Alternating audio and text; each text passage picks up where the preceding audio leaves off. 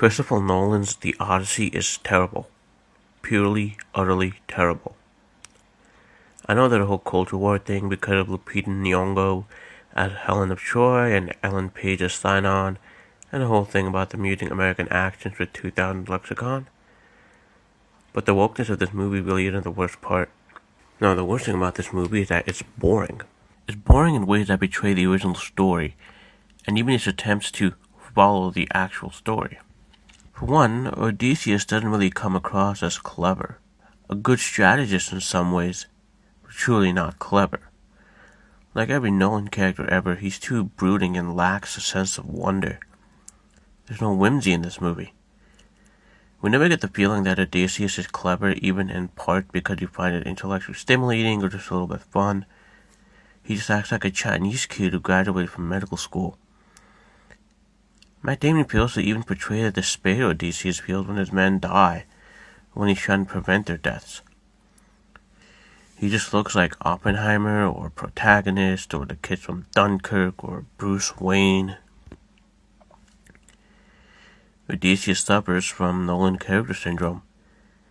In an attempt to make the character seem masculine or tough, all personality is removed from him entirely. We know Nolan can write an expressive character, namely Cooper from Interstellar. So why is Odysseus so bland? He looks and sounds like bread. Odysseus suffers so terribly from Nolan's writing that even his great plans are boring. In Homer's poem, Polyphemus is defeated by being tricked by Odysseus into drunkenness, then unconsciousness. Odysseus then blinds Polyphemus, and then tricks him by claiming the name Nobody, so that when the other Cyclopses ask Polyphemus who attacked him, he says, "Nobody," and they disregard his cries. Then, in his hubris, Odysseus reveals his true name to Polyphemus after escaping, which leads to Poseidon finding out exactly who blinded his son, Polyphemus. In the Nolanized edition, the Cyclops just falls asleep. There's no big tricks from Odysseus here. The plan is literally to just wait for the behemoth to fall asleep and then poke its eye out. There's no clever trick, no hubris, no Poseidon. It's not just demythologized, it's completely devoid of substance. This extends to basically every other character. I guess Tom Holland as Telemachus shows some personality, but it's just angst. Robert Pattinson could very well be considered the standout here. He tries to be deliciously evil and continuous, but he just comes across as more of a high school bully than a heartless rapist. Menelaus is just John Bernthal. Nothing about this character is too different from other characters he's played since he got off in The Walking Dead. Helen of Detroit is not at all believable, as the face to launch 1,000 ships. Lupita Nyong'o is by no means ugly. I just don't buy her as someone for whom thousands of men would go to war over. If they wanted a black actress so bad, couldn't they get someone that looks like Pam Grier did in the 70s? Someone like the Wi-Fi lady? Zendaya is no good as Athena either. She's no good in general, but she's really no good as Athena. She just looks perpetually like she's trying to pin her farts on somebody else. Ellen Page, by God, is horribly miscast.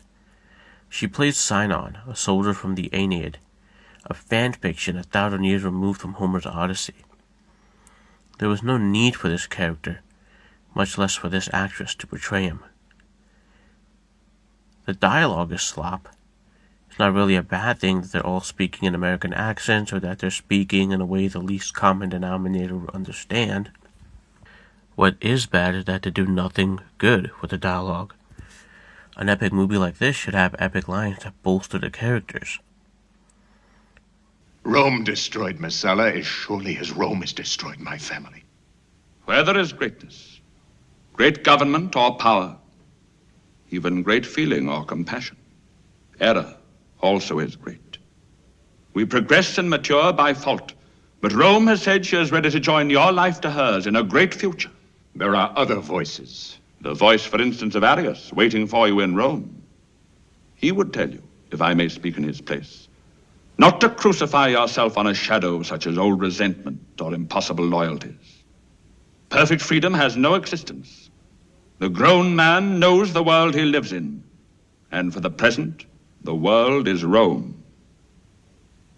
Young Arius, I am sure, will choose.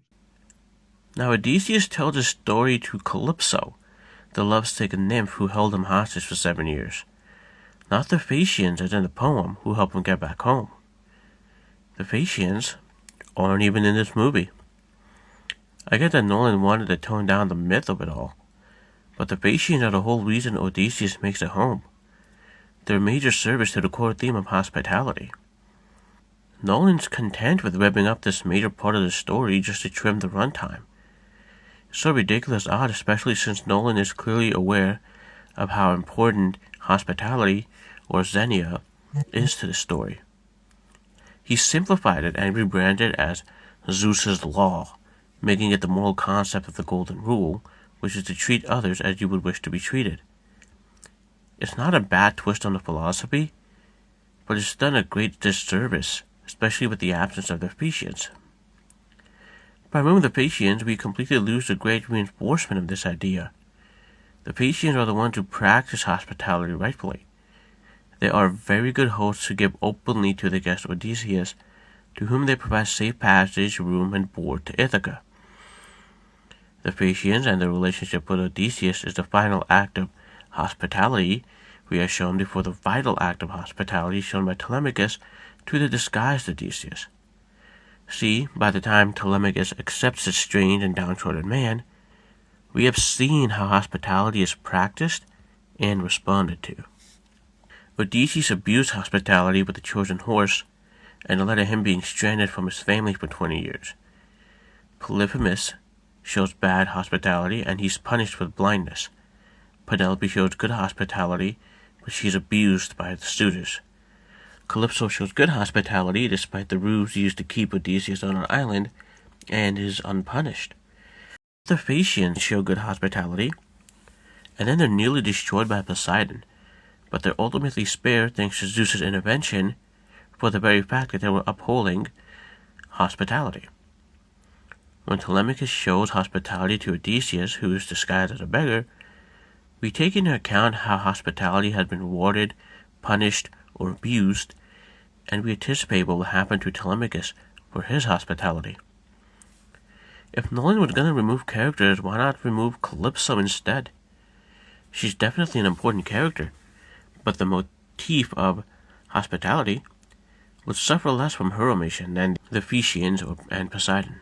The ending left a bad taste in my mouth too.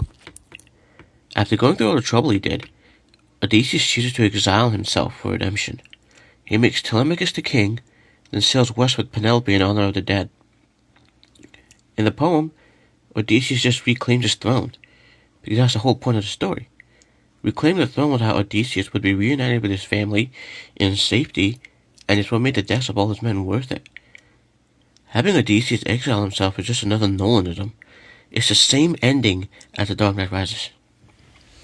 Nolan's changes did nothing to make the story better or to make a good movie at all. He just changes things to fit the poor style of storytelling he's capable of directing. Also, the color grading sucks in this movie. Everything's so drab and dirty, unlike the setting it apes. And the cinematography is even worse. Nolan doesn't deserve IMAX. He shoots this movie like he shoots everything else. It's clear that he doesn't know what he's doing. He just uses quick cuts with an unstable camera and poor staging.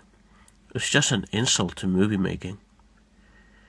Nolan's Odyssey is a poor movie and a poor adaptation of Homer's Odyssey. A lot of people say you should just watch Oh Brother, Where Art Thou? But that movie is a very loose adaptation that's really only good if you're already a fan of the Coen brothers. You could really just watch the 1997 miniseries, or the 2024 movie The Return, starring Ralph Fiennes as Odysseus. A nice double bill would actually be Troy followed by The Return. They're both adaptations of Homer without the involvement of the gods, and Troy has the master, Peter O'Toole, as Priam. Being that The Return is just the final part of the Odyssey, I think we just need a movie of the first half without the gods in it, So we get the entirety of Odysseus' journey in that style. I'm getting off track here. Don't watch Nolan's Odyssey. Don't do that to yourself. Watch a good movie. Taleme.